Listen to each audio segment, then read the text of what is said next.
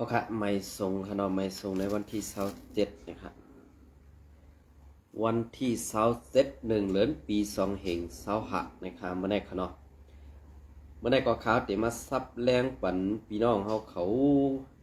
อิดออนออดปอดออนตอนนึงในขนมอันนั้นสุดก็ย้อนนับจำถึงสังขารเจ้าแล้วปอทอมีเกปอมีพี่น้องคนเมืองดาวเขากูเจ้าคือในแผ่นดินสึกดาวขาดทั้งหมดทั้งเซ็งนี่ครับเนาะโอเคในวันเมื่อไหร่ก็คำพองตีไปหู้ค่ะเนาะอันตีไปหู้นั่นตีเป็นซุ้มอันอยู่ในซื้อคู่เขียวงือนั่นสิผาดยานบานเมืองมาทางว่าผาดออกมาเย่าทางตีเป็นคนแลบซ้ำตึกงืออยู่ในค่ะเนาะก้อยกาอันกวนอันยำหู้จักเก่าคาเหอันเป็นกวนหิมพร้อมเก่าคาเหอันหู้จักแลอำฮัดเข่งต้าเก่าคานั่นในค่ะเนาะอันกว่าฮาลาเก่าคาเจิ้งนั้นเจิ้งในอันว่านั่นนะฮะนะเก่าเตกินเก่าคาติลัดหนีในวันบ่ได้ลองการว่านการเมืองการซึกการออกข่าวมันอ่ำเกี่ยวสังกันค่ะนะมันอ่ำเกี่ยวสังกันค่ะ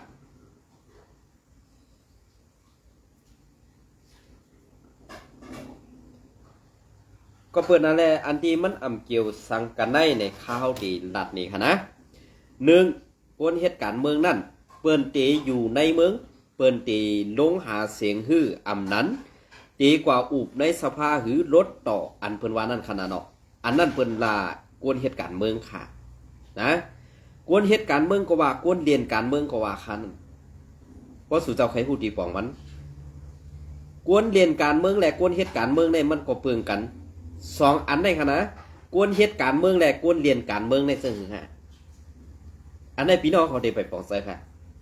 1กวนเหตุการณ์เมืองในเขาเตเอาลองตั้งตุกค่าหยับผืดปอเมพี่น้องกวนเมือง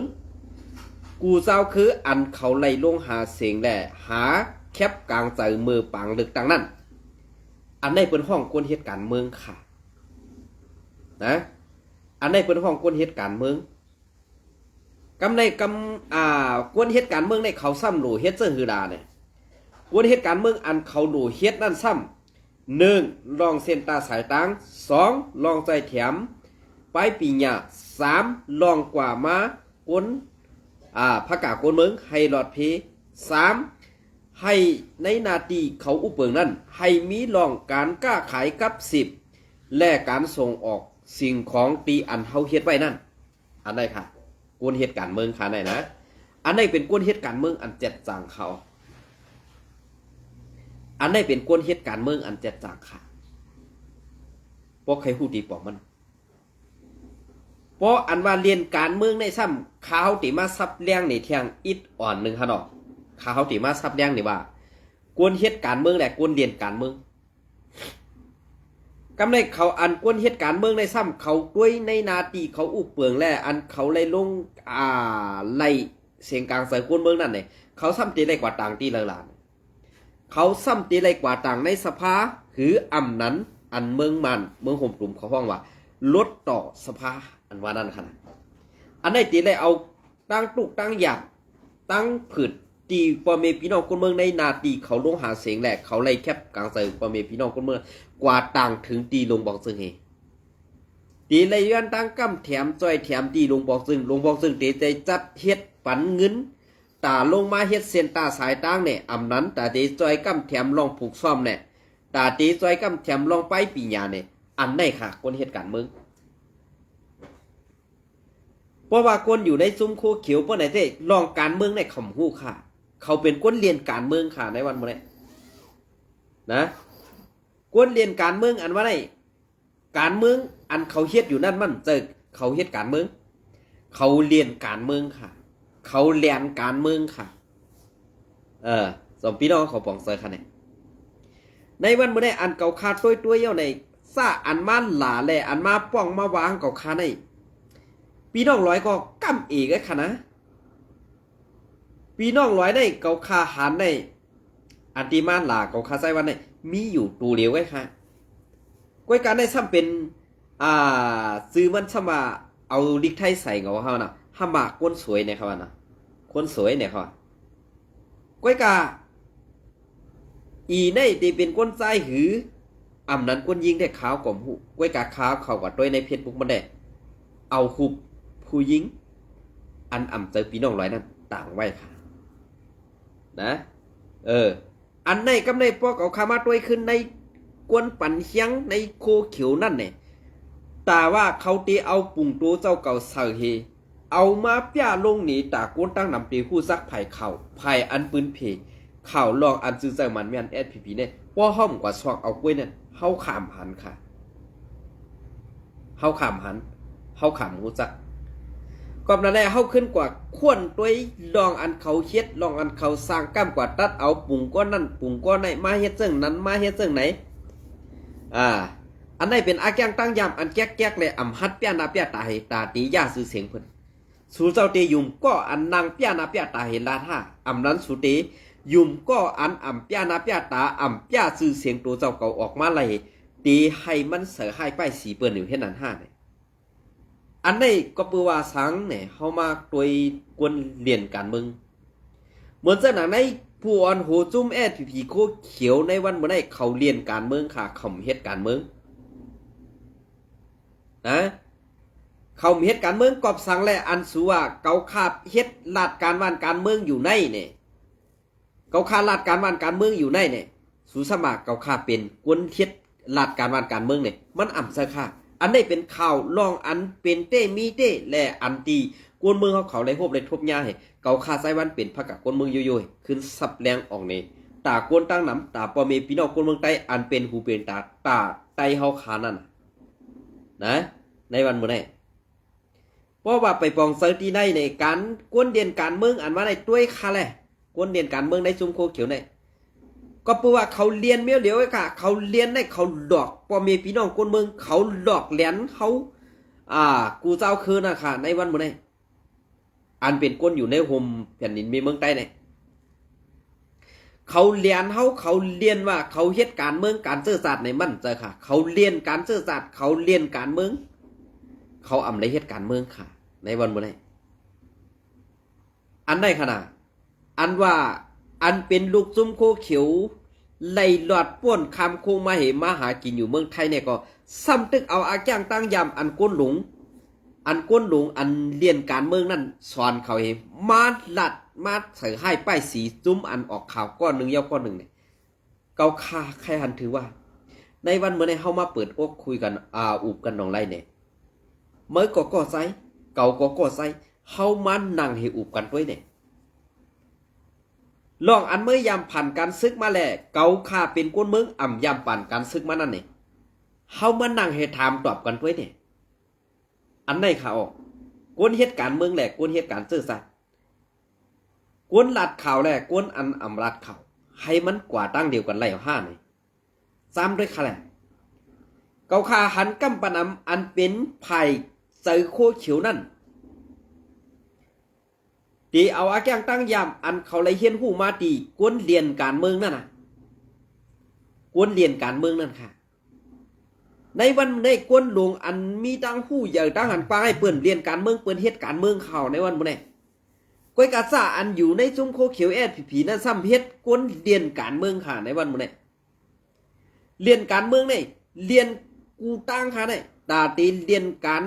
ตาตีเรียนงานอาเซียนเหมือนจะว่าเรียนงานอาเซียนพร้อมตาตีตึบตาตียื้อตาตีตึกอาเซียนได้กูคิงก็เพราะว่ามันบ้วนว่ามันมีอวยดีนั่นน่ะอวยดีได้มันเป็นพลาในมันว่าอันไหนขนาดนะก็เปิ้นอันแรกอันที่เปลี่ยนว่า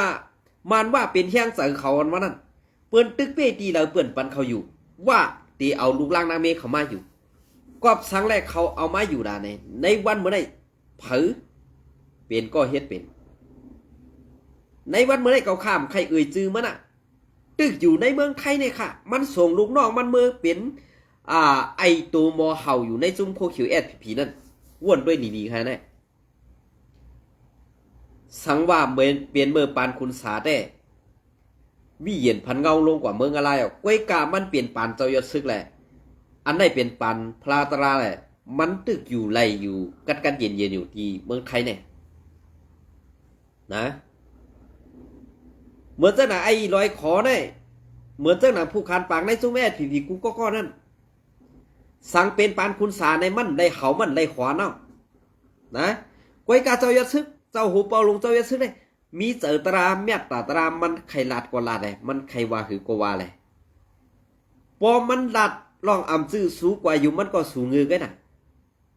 พอมันลาดลองอ่ำเมียนสูงกว่าว่ามันเมียนก็สูงเงือกันนะอันไหนก้อยค่ะสั่งว่าเป็นปานคุณสาในอย่าไปว่ามันตีเลยอาปากมันลาดเจ้านั้นคลาวิเยียนพันเงามันต่ำฮัดพุทธป่อขึ้นมาก่อนเขาในวันเมื่อได้เปิ้นเซกาหือเปิ้นวากาหือเปิ้นอันนั้นอันไหนกาหือเนี่ยในจุ่มอาเซียนต้องกว่ายามกว่าเฮ็ดให้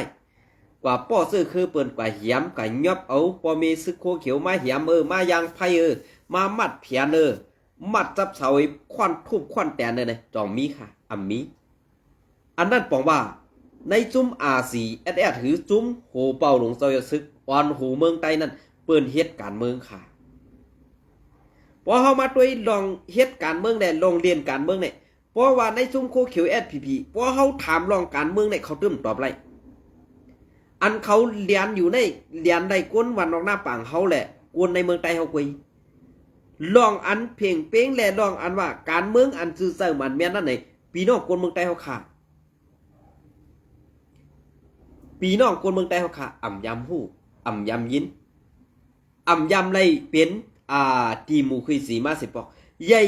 อันเฮาขาพอมีพี่น้องคนเมืองไต้ทบมาอยู่ในวันมื้อนี้เฮาอยู่ปาไตคอมมิวนิสต์และเฮาอ่ำมีศพมีเสียงเฮามีศพมีเสียงก็เฮาอ่ำจังอาปากในเพิ่นอันไหนขนาดถึงมาปันเจ้าคุณสาก็เฮาคาก็ตีไรทุกย้อนตีละอามิ่งอันว่าไหนก็เป็นตับซึกสร้างลงมาหลายๆอามิ่งตาคนเมืองตีไล่อุบเปิงตัวเจ้าเก่าตีไรเลือกตั้งเอาคนเมืองนั้นเฮ็ดผู้อ่อนหูตับซึกเนี่ยอ่ำมีค่ะลูกในวันเมื่อได้ปางเลือกตั้งอันเปลี่ยนมาเมื่อปี2เองกะเฮือนั้นเย้าตีเปลี่ยนในปีในแทงนั้น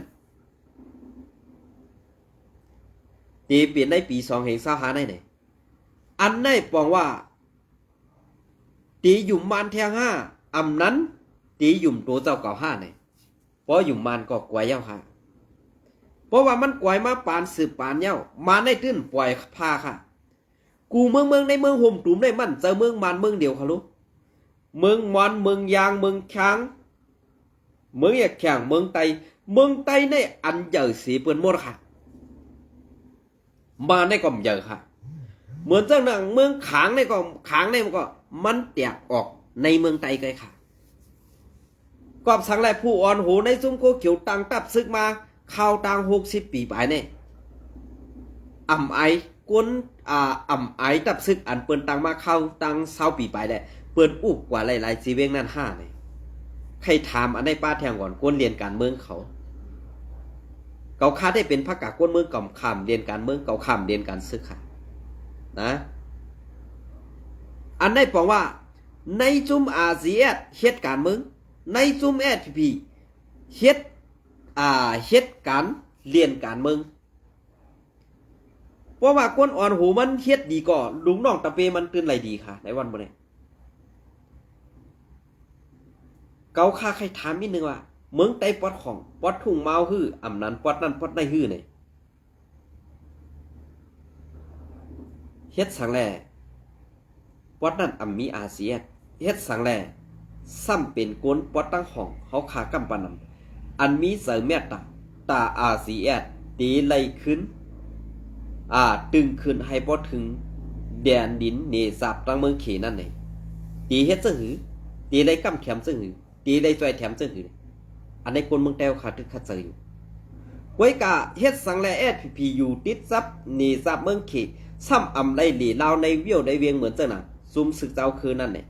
อันได้ปองว่าเปิ้นงือ5เฮางือเปิ้นเลียด5เฮางือเปิ้นงือ5เฮาเลียดอันไหนก้อยถามด้วยควรโหในจุ่มโคเขียวค่ะลูกจ่องตอบปันไรคะเนี่ยเหมือนจังนั้นในนาทีเขาอู้เปิงอันอ่อนโหโทนาไส้หมอกนกคุมหวานซึกว่ามาเตาอยู่ใต้จีเวงไรขาภายออกเวงไรขาแหละในภายออกเวงน้ำสางนั่น เต่าไว้กำเอามากกว่าปล่อยเสืออาเซียนกำเอาด้วนกว่าหาตึกอาเซียนปล่อยเสือในวันอาจ้างตั้งยำเหมือนกันตั้งในซุงไอมานากรรมอาธรรมะอัมเป้ซึกขึ้นตึกกวนเมืองอัมเป้ซึกห้ำขึ้นแหมตายกวนเมืองอันไหนปองว่าในซุม3ซุมในเป็นตัวเดียวกันหมดค่ะมานว่าซึกโคเขียวเป็นตัวเดียวกันหมดค่ะเขาซะไหนนะเพราะไหวหน้ากว่าหันปีก็น้อง1น้อง2น้อง3ก็ตีอยู่ซ้อมกันกันนั่นพี่น้องเขา2ปอกซะค่ะในวันบ่ได้อันในซุมซึกอาเซียนเหตุการณ์ซึกค่ะกวยกาในซุมโคเขียวปีซ้ำเป็นซุมอันเลียนการซึกค่ะเลียนการซึกในเสื้อหือล่ะในเลียนขึ้นซึกหานอ่อนจันปะไตว่าเฮาตีได้เฮ็ดจังไหนอาเซียนแต่ในซุม MPA เก่าได้เปิ้นยามเฮ็ดจังไหนหังเฮานี่กวนหลวงภูเงืองอ่ะไออ่อนหูไอจอมหางควายนั่นน่ะเนาะไอจอมกลควายนั่นน่ะมันว่าปันตั้งหันถึงโดดแดนเคิลค่ะโดดแดนเคิลค่ะนั่นซ้ำมอเดเพียนซะอันมอเดเพียนก็ถูกซึกโคคิวพีหาตั้งพิธีแหมตายแปเทเซอร์นั่นอยู่ติ๊ก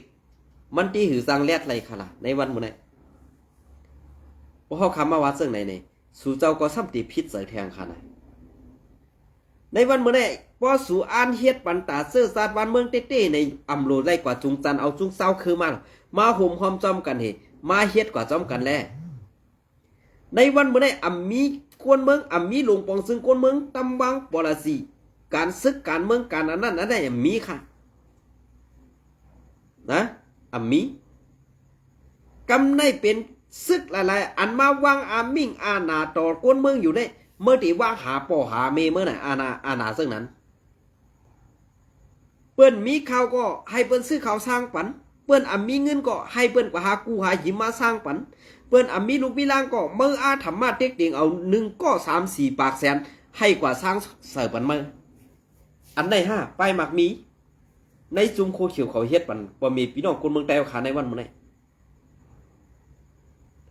ซื้อฮื้ออำใจในเมื่อขึ้นหลัดด้วยทุกนะขึ้นหลัดด้วยดีๆเพราะว่าการขี้ฮื้ออำนั้นการตาเฮ็ดการตาซื่อสัตย์หลัดความอำถูกหูก็เอาอย่างไผทางเทอมอินก็มัดแผนป้อทุกอันนี้ก็ปูว่าอาจ้างตั้งยำอันแก๊กๆผู้อ่อนหูไอซอมหางควายนั่นมาสอนปนอแตนคือขาสั่งว่ามันเป็นไอหมึกไอเตือเข้าขาเฮ็ดนั่นอยู่ติ๊กๆนั่นขนาดพี่น้องเขาว่าตีเฮ็ดเซิงค่ะ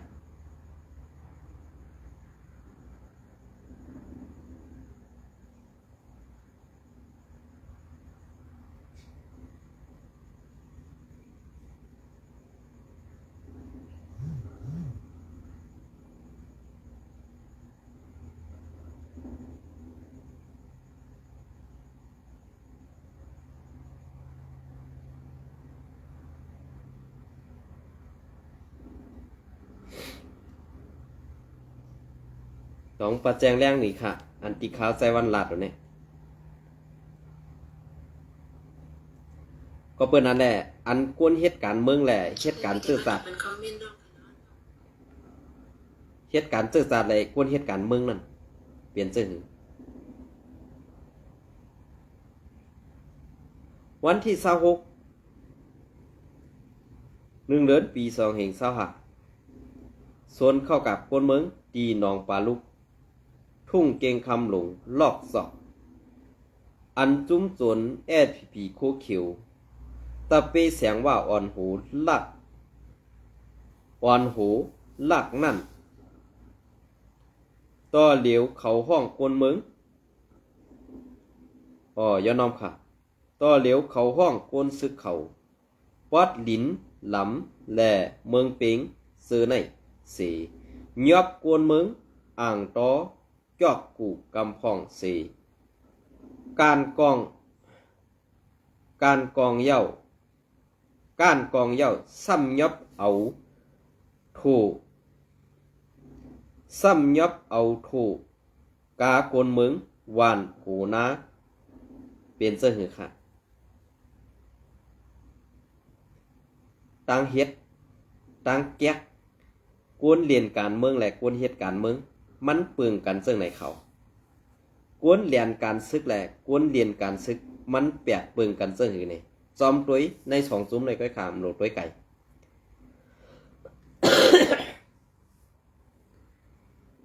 อยากเขาอุงไกว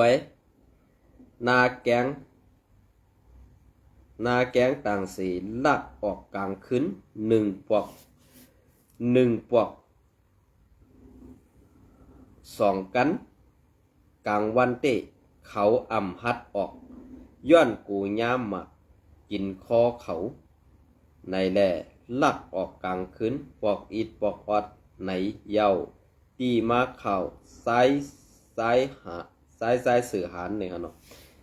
เปลี่ยนเสื้อเฮล่าอันลักก็ลักอันโจรก็โจรอันหิมเอารีบก็หิมในวันเมื่อในอาแก้งตั้งแก๊กในซุมโคเขียวผีนั่น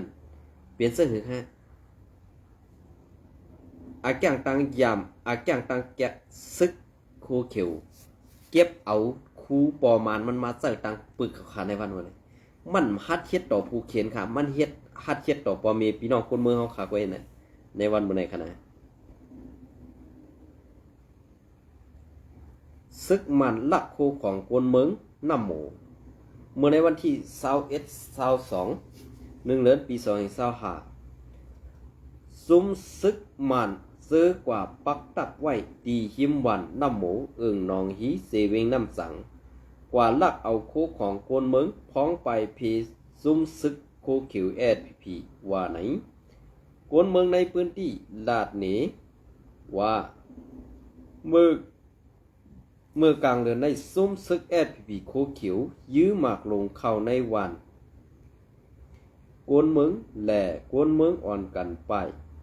กำนั่นซุ้มซึกมันซื้อปักตับไว้ดีหิมวันน้ำหมู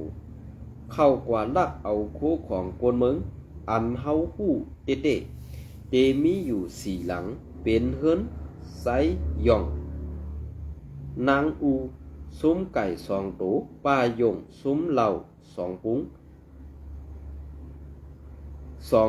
ปุ้งซาวลิตเฮิรนป่าแกะและเฮิรนป่าสวยจิงก็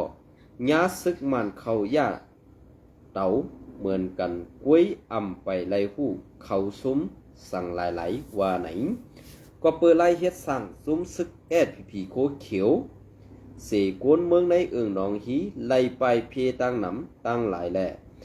ไล่ถูกญาป้าซึกมันลักคู่ของเฮิรนเย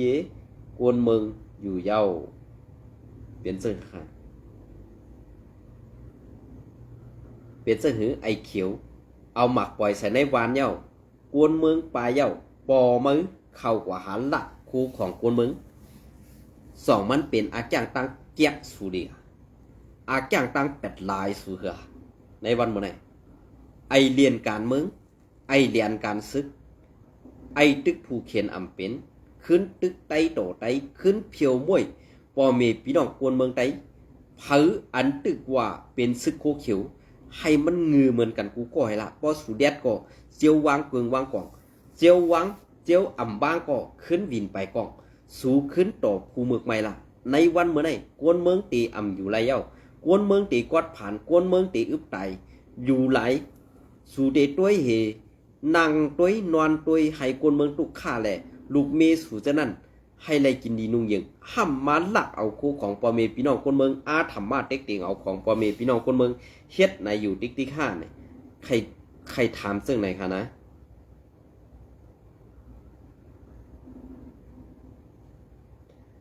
กาเมื่อใครเฮ็ดละพีโคเขียวไม่วันเมื่อไหนอันเมื่อเฮ็ดอยู่ในเมื่อเอาหน้าตากล้วยกาลองเต้นั่นในซุ่มโคเขียวในอ่ำมีโฮงเฮียนเจอจัดค่ะมีโฮงเฮ็ดเจอจัดอันตีเฮ็ดอยู่ในกว่าจันเอาปุ่งตีนันตีในมาต่างลงหนีกวนตั้งนำเสอันว่ากว่าจ้อยกั้มแถมเข้าน้ำตั้งกินตีกวนไปเพทบเพอย่าผืนในเจอกว่าป้อปุ่งเย้าเอาขึ้นเอากว่าขึ้นและเอาต่างลงเป็นเข่าเป็นเงาเสือในเปลี่ยนอาจ้างตั้งแกะในซุมโคเขียวร่อนๆอันใดพี่น้องเขาอย่าลงลืมค่ะนะ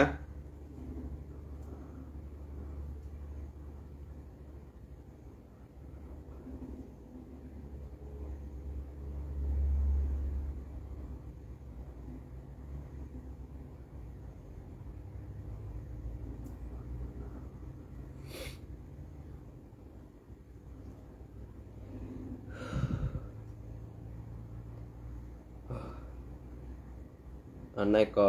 เงาเลี้ยงหุ้นใหม่เตรียมต่างไว้นะคะเนาะอันนี้ก็ตีข้าวเลยออกไว้มือว่านะคะเนาะ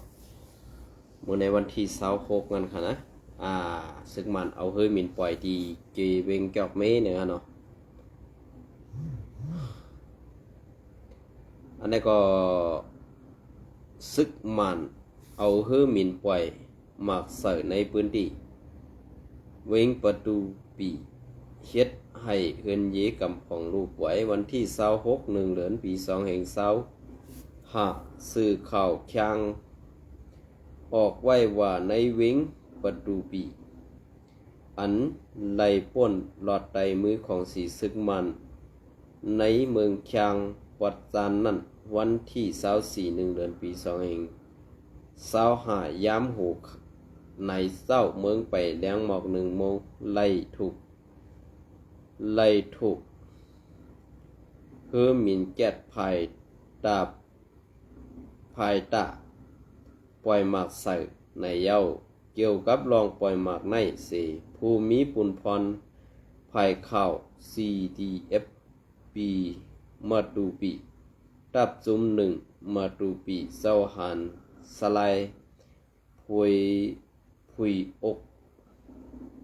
ลาดว่าย้อนเปิดไล่ถูกเฮือหมินปล่อยหมักเสอแหล่หลังคาเฮือนแหล่ประตูมันเฮือนเยไล่แหล่ห้านขายโคลู่เดี่ยว10หลังออลองตุ้มเตอโกนเมืองมาดเจ็บสังเตอำมีว่าไหนเป็นเสื้อหือค่ะลอกลายไปแกะแอดพีเนี่ยอูด10 SPP แค่เนาะอ๋อค่ะอันนั้นก็คนพื้นที่ทบลองอย่าผืดย้อนทีอันนี้เก็บซึกใน4เวงเกอกเมและเวง4ปอวันที่26 1 เดือนปี2แห่ง25คนใน4เวงเกอกเมและ4ปอลาดที่สื่อข่าว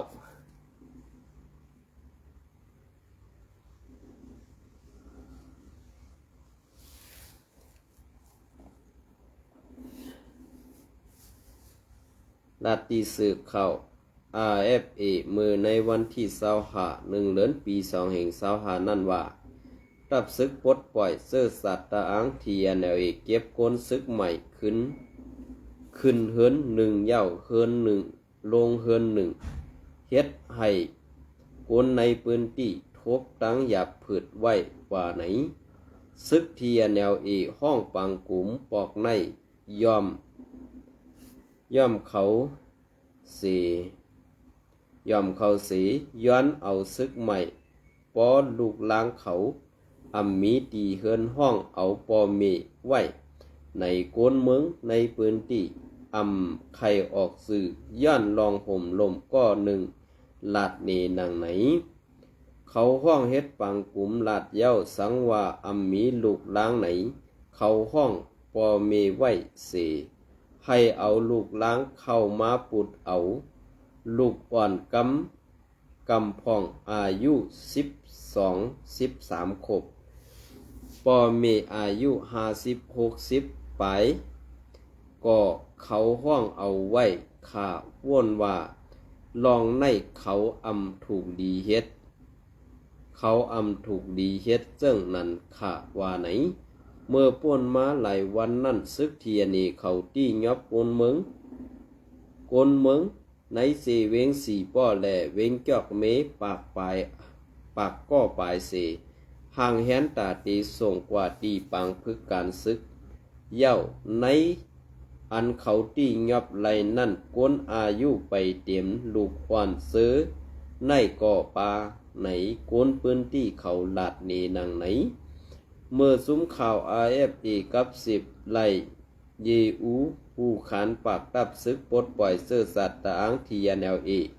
เกี่ยวกับเงาลายในเสมันตอบลาดนี้ว่าซ้อมนั่งปึงกันเข้าซึกนั่นสังว่าในนาเฮือน1หลังมีกวน2ก็อันอยู่อายุ18 ปีขึ้นหรือในก็1ตักตีไล่เข้าหับการซึกเย้าว่าไหนรวยเยอูลัด ว่าสังว่ามีลองเต็กเต็งเก็บเอากวนอายุไปเตรียมซื้อไปถึงไปถึงเปิงเก็บซึกและกวนเท่าป้อในสึงต่างลัดผ่านถึงส่วนกับสารกวนเมือง TNLA ไลอยู่ว่าไหนกวนพื้นที่เปิงเนว่าการเก็บซึก TNA กำพองในนาทีในย้อนป้วนหรือปักบึงอันมักมันไว้แลโลไลมีผู้มีปุ่นพรตั้งหนือเขาถูกหลีกุ้มกำต้วยถึงพองในอยู่เย้าพ้องปังตึก1027นั่นซึกดัง TNA เขาออนโหจุ้ม PTF หลายๆจุ้มเสตึกเอาเวงสีป้อแลเกียกเมเสเฮ็ดสร้างการอุบเปิงพองงำเข่าไว้ว่าไหนเอาอันนี้ก็อ้างอิงมาตีเงาแรงหุ้นใหม่ค่ะเนาะเป็นเสื่อหือค่ะ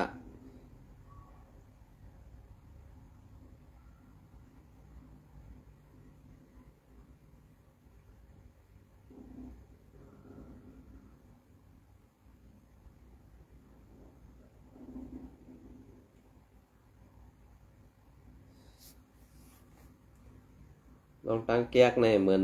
ป้อเปิงกันตั้งซึกโคเขียวก็ของมันเป็นปอเดียวเมียเดียวก็นั่นน่ะเนาะที่ว่าคือละพี่น้องเขาว่าพอเป็นปอเดียวเมียเดียวก็การไรเฮ็ดนั่นใกล้ขาไหนสังว่าหือ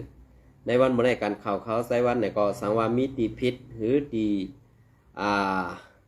เปืองในก็เขียนต่อวางพังปันค่ะเนาะอันตีข้าเฮาไหลหันข่าวไทยไว้อันนึงอันตีซึกโคเขียวSPPยอบลูกอ่อนและกวนเท่ากว่าส่วนการนั่นค่ะเนาะถึงข่าวไทยเย้าวันตั้งหนาข่าวเดี๋ยวมาซับแดงแหล่อันพัดฮอนี่พี่น้องกว่านะครับเนาะยินชมในใหม่ทรงค่ะ